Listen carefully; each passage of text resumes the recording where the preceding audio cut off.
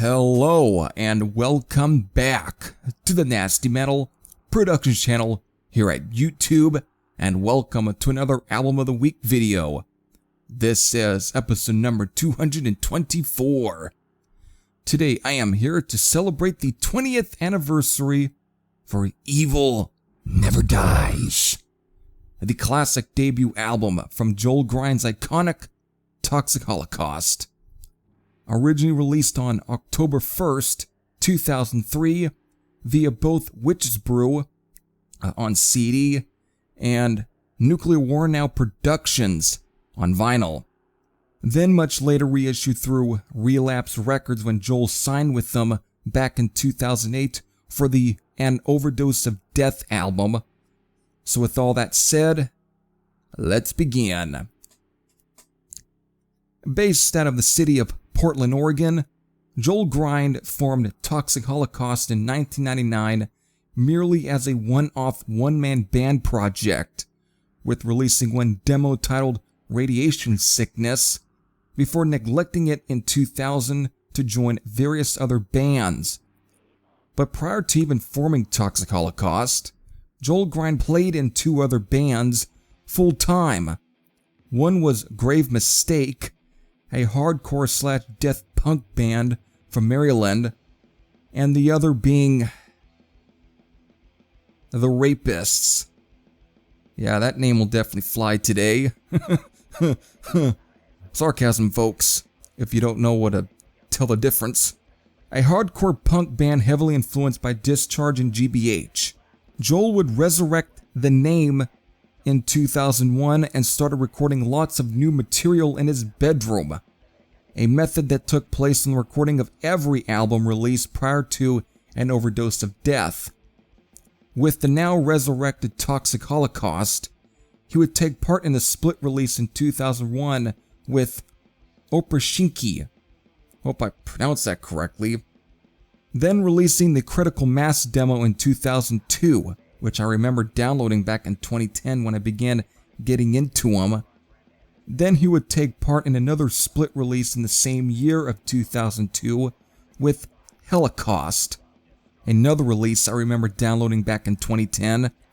Finally, this would lead to recording the debut album in June of 2003, with it getting picked up by both Witches Brew, again for the CD release, and Nuclear War Now Productions for the vinyl release. So on October 1st, Evil Never Dies was unleashed onto the grounds of the bestial underground metal scene, and gaining a further reputation within its circle of undying rivet heads. So, featuring 12 tracks, clocking in at the length of 32 minutes and 11 seconds, these 12 tracks are beginning with sort of the title track, then to War is Hell, Enemy of Jesus, Damned to Fire, Executioner, 666, Summon the Beast, Demise, Warfare, Dead to the World, Fallout, and then ending with Atomic Destructor. So there it is. There's your 12 tracks. I know, I literally ate up anything that was released by Toxic Holocaust, with Hell on Earth, the Critical Mass demo, the Deathmaster 7-inch single, and this album being my faves. I even have the Speed Kills Again split that Toxic Holocaust took part in. What I caught on to is how much crustier and raunchy Toxic Holocaust / Joel Grind sounded on these early material, with Evil Never Dies being the pinnacle. The way I can describe Evil Never Dies is a crossbreed between Onslaught's debut Power from Hell, but with the bestial attitude of early Sodom.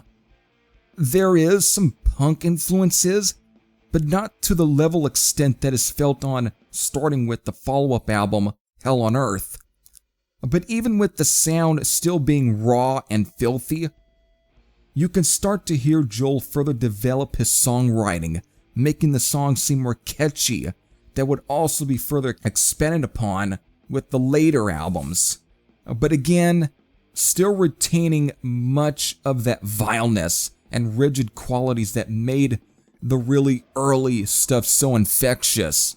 I did spun this again recently for this episode, and it brings back so much memories for me. Like I stated earlier, I played this album a lot, especially when I got around to buying it physically in 2011 alongside Forbidden's Omega Wave and Onslaught's Sounds of Violence. Of the three, Evil Never Dies did get most of the playtime.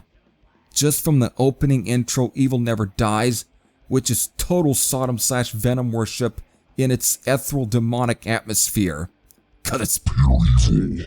To then the first song of the album, War is Hell, which was featured on the Speed Kills Again split release. From there on, there are just so many infectious cuts. Damn the Fire is a lot of fun. Executioner, again, spelled with 3 X's, triple X, with its simple yet effective beginning drum pattern and short solo. 666, Demise, Warfare, Follow, and Atomic Destructor just takes me all back. The least fastest song on here is Summon the Beast, but even this feels bestial. It flat out crushes. There just really isn't a song on here that I don't love. All of it is memorable to me because of how many times I played this. I'd say of all that new crop of thrash metal bands that had burst out within the early to mid 2000s, Toxic Holocaust stayed with me the most. I just love the intensity and attitude of Joel Grind, which is why he has maintained a top spot in metal today and still continues to put out music whenever he has time to. That's something that I most admire about him and Toxic Holocaust in general. So there it is, 20 years to this great debut album.